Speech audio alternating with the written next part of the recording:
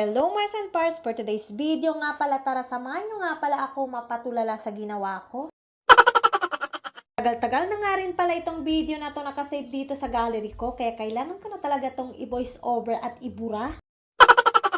Bago nga pala ako umuwi galing sa trabaho, nagpasya nga pala muna ako dumaan dito sa may groceryhan kasi nga may gusto sana akong bibilhin.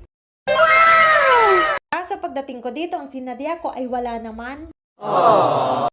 At dahil sa napaka-ambisyosa kong tao, kaya kumuha ako ng kahit ano-ano na lang. Kumuha na nga rin pala ako ng kandila dyan, mga ka-Mars and Pars. At syempre, bumili na nga rin pala ako ng Colgate kasi nga napakasamang amoy na talaga yung aking bunganga. Oy. At syempre, bumili na rin tayo ng shampoo at saka sabon, mga ka-Mars and Pars, para mabango tayo. Uy. Aww. At dahil ilang taon na rin tayo hindi nakapagpalit ng sipilyo, ayan, bumili na nga rin ako para sa aming tatlo, mga ka-Mars and Pars. At pagkatapos nga kuha dito, kuha doon, mga ka-Mars and Pars, ito yung bumulaga sa akin, mga ka-Mars and Pars. Uy, tignan nyo naman, o, diba?